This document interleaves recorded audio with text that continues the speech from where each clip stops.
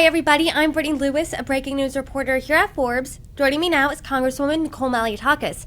Congresswoman, thank you so much for joining me. Thank you. I want to first start off the conversation today with a letter you, as well as 14 other Republicans, wrote to the Commissioner of the Social Security Administration, voicing some of the concerns you have. Can you talk to us about the letter as well as some of those issues that you brought up? Well, Social Security is an incredibly important program that so many of our senior citizens and fellow Americans with disabilities rely on. And we wanted to make sure that the new administrator understands that we are concerned about any cuts to staffing or customer service or any closures for customer service centers that could impact the service that and accessibility that our constituents have to the program. And so, it was a letter of congratulations to the administrator with a very important ask that he address these concerns because there's been a lot of misinformation and people are unsure exactly what is going on with the agency. And under his leadership, we want to make sure that he's going to do everything that he can to make sure that our senior citizens, our constituents who have paid into this program for a long time, deserve to ensure that not only they receive their benefits, but it's not difficult to do. And, this is all part of our commitment to not only preserving Social Security, but making sure that our constituents pay less taxes on Social Security, which is something we're working very diligently on in this reconciliation bill, but also make sure that the customer service advocates are there to answer questions and to make sure that their payments are made on time. To your point, the letter did say we commend and support the continued efforts to make our bloated bureaucracy more efficient for the American people, but it goes on to say to use caution for those staffing cuts and other things. Is there any disruptions that you've seen, that your constituents seen, from people getting their benefits? Well, there's been years of issues at the Social Security Administration as it relates to customer service, and there have been reports of very long wait times, sometimes up to 2 hours, and maybe even more, for people to try to get somebody using the call center. My office has had to intervene numerous occasions over the last few years on behalf of constituents to try to get their Social Security issues resolved. And that shouldn't be. A citizen who's a tax-paying citizen entitled to this money that they have put in and now, taking back, they should not have to go through hoops or contact their member of Congress to get access or fix something. We've even had, constituents that Social Security Administration had marked as dead and are very much still alive, and we've had to intervene on their behalf. Or we've had Social Security checks stolen that have had to be reissued, or we've had people who have been waiting for Social Security disability who have really had long delays, and we've had to intervene to get them the money they were entitled to. Again, this has been a problem for years.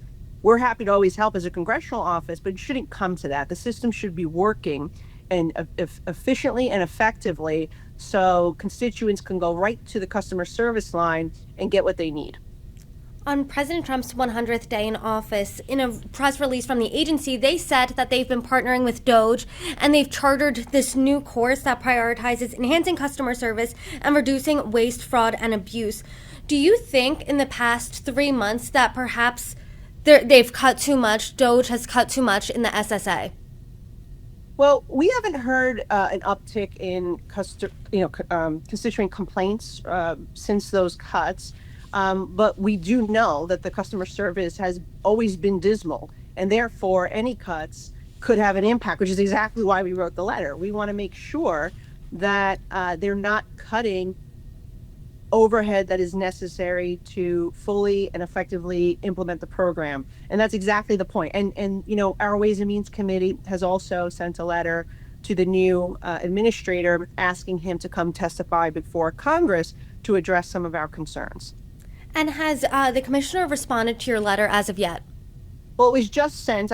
He was confirmed 2 days ago.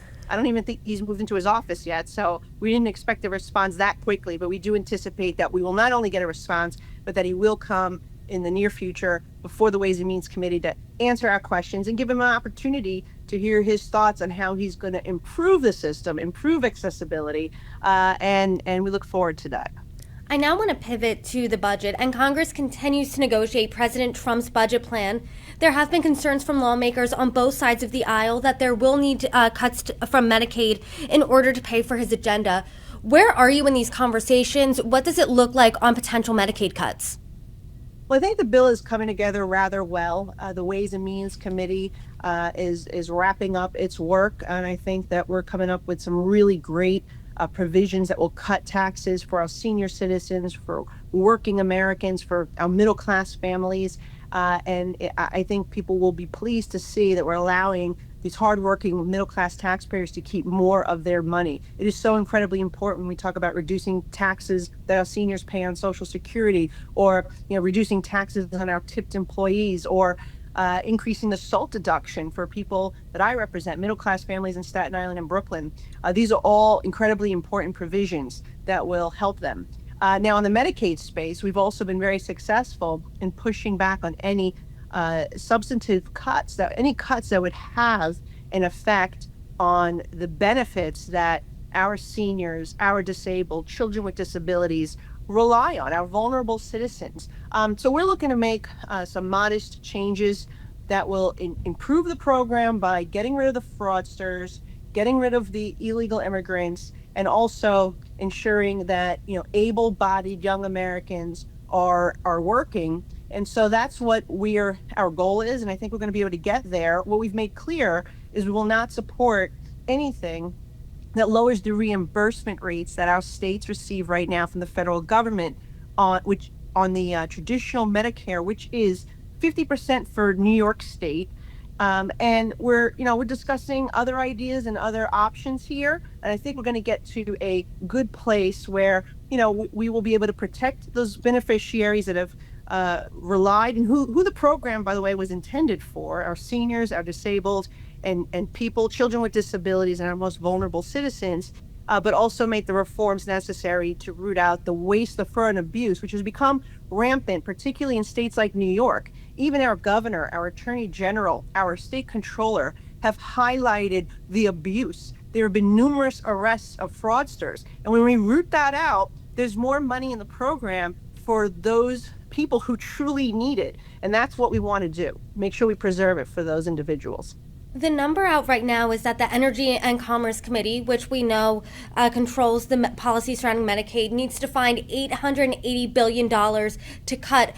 Is there $880 billion of waste, fraud, and abuse happening with Medicaid?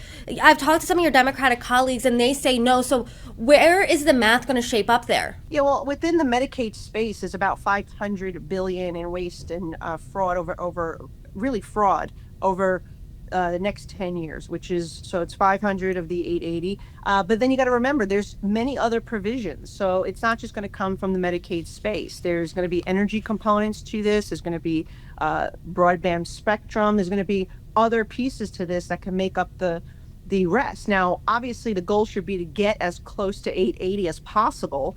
But if we fall short, the rules are really, even though those are our instructions in the House, the rules that really apply to the reconciliation process are the ones in the Senate, and their target was much, much lower than the House. So I think we'll figure something out in the middle between what the House and the Senate is instructing, and we can achieve this and do some good work and still preserve this important program. And the president's made clear he is not going to cut benefits for individuals on Medicaid, Medicare, or Social Security.